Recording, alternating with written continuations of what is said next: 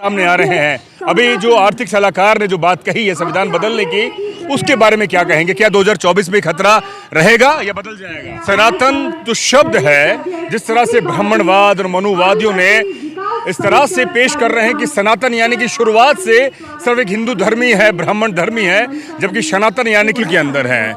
कहने को बुद्धिस्ट है, लेकिन वो जो उनकी जो पद्धति है, पूजा पद्धति, ये जो विचार है, कहीं ना कहीं ब्राह्मणवाद से ग्रसित है। क्या वो वैज्ञानिकता को वो समझ नहीं पाए जिस तरह से तथागत ने कहा था कि पूरी दुनिया वैज्ञानिक दृष्टिकोण पर चलती है। पिछले 5 सालों के अंदर बहुत ज़्यादा एट्रोसिटी हुई है, लगातार दलितों पर हमले हुए हैं।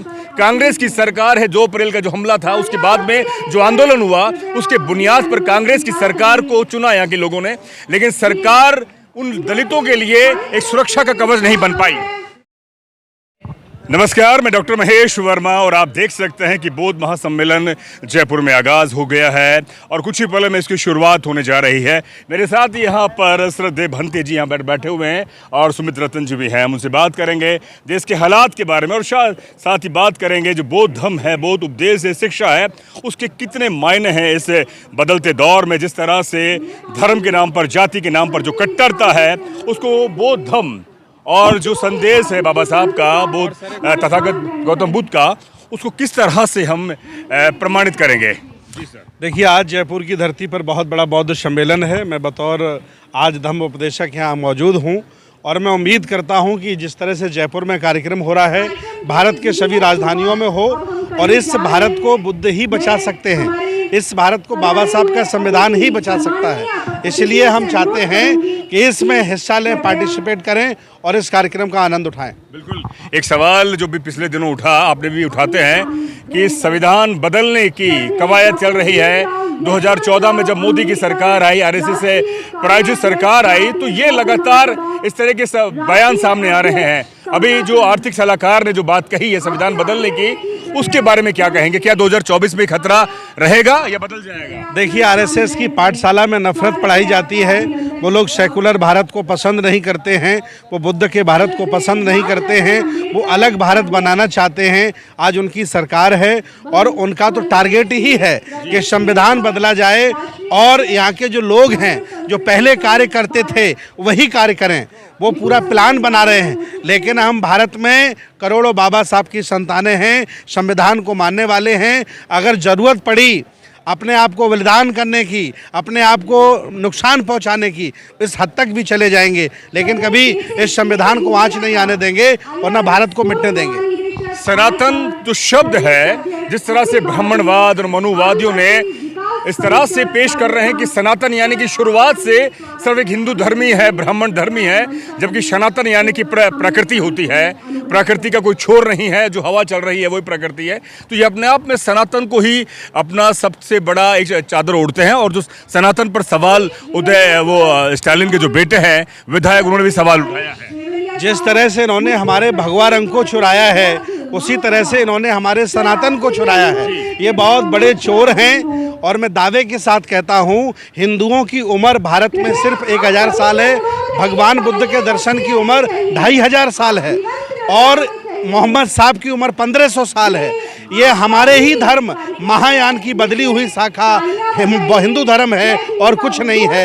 ये चोर हैं। सनातन भगवान बुद्ध ने सबसे पहले बोला है, सनातन बुद्ध का धर्म है। जी, एक सवाल आप भी उठाते रहे हैं। जिस तरह से ये लगातार हिस्टोरियन द्वारा या आर्कोलॉजिकल द्वारा जो ये सर्वे करवाते हैं, वहाँ पर कहते हैं कि शिव के मंदिर निकला, उसका शिवलिंग निकला, लेकिन जब बौद्धिस्ट वहाँ पर बौद्ध धर्म के अवशेष निकलते हैं तो उसकी लेकर वे बड़े बयान नहीं देते। क्या ये अपने आप में बौद्ध धर्म उपदेशक या जो हमारे मानने वाले हैं उन पर हमला तो नहीं है?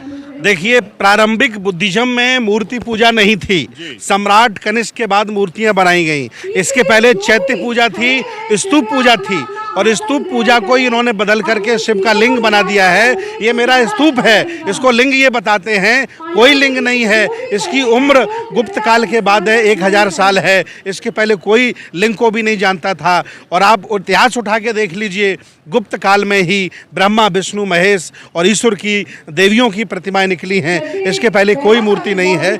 इसलिए ये थोपना चाहते हैं और बुद्धिज्म को मिटाना चाहते हैं, संविधान को ख़त्म करना चाहते हैं। इनके मंसूबे अच्छे नहीं हैं, लेकिन हम लोग लड़ेंगे और जीतेंगे। आप उन बुद्धिस्टों को क्या कहेंगे खास तौर पे जो अभी अधरझूल के अंदर हैं? कहने को बुद्धिस्ट हैं, लेकिन वो जो उनकी जो पद्धति है, पूजा पद्धति या जो विचार है, कहीं ना कहीं ब्राह्मणवाद से ग्रसित हैं।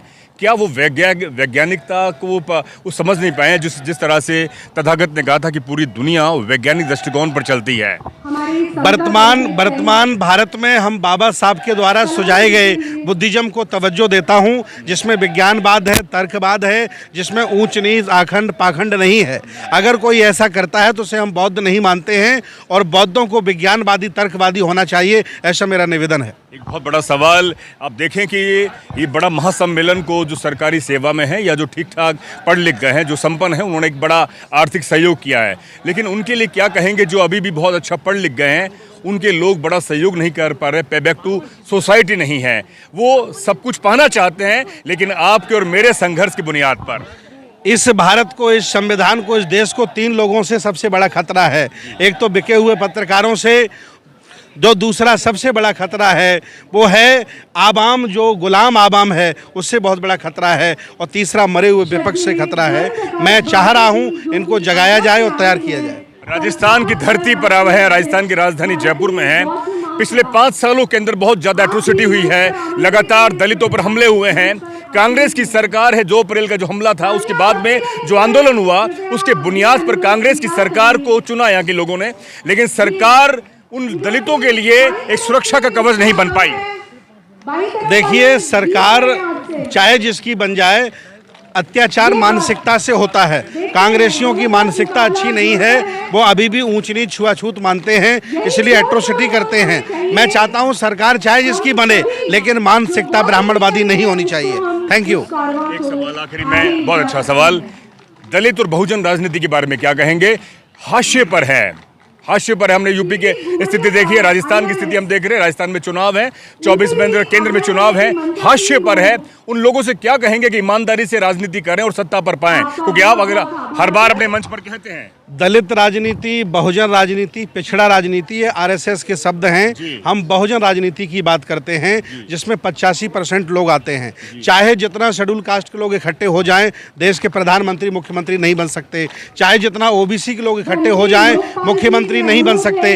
इसलिए 85 को इकट्ठा होना पड़ेगा, तभी उनको सब कुछ मिल सकता है। धन्यवाद। बहुत बहुत शुक्रिया। हमारे साथ सुमित रतन जी, बनते सुमित रतन जी वैज्ञानिक दृष्टिकोण रखते हैं, और जिस तरह से इन्होंने बात कही कि अगर भारत को बोध में बनाना है तो आपको वैज्ञानिक तार्किक दृष्टिकोण रखना होगा, और अपने जो तमाम जो लोग हैं, पढ़े लिखे लोगों को भी आपको पेबैक की तरफ आकर्षित करना होगा, तभी आप इस तरह के बड़े सम्मेलन कर पाएंगे और सरकार और व्यवस्था से सवाल कर पाएंगे। तब जाकर भारत एक बोध में बनेगा, अन्यथा स्थिति जो चल रही है वो चलती रहेगी। इसलिए बेहतर स्थिति करने के लिए आपको पढ़ना लिखना होगा, और बाबा साहब का संदेश और तथागत का जो संदेश है उसको प्राप्त करके ही आप भारत को बोध में बना पाएंगे। बहुत बहुत शुक्रिया, धन्यवाद। मैं डॉक्टर महेश वर्मा, मेरे सहयोगी रमन वर्मा के साथ मैं जयपुर से। शुक्रिया, धन्यवाद।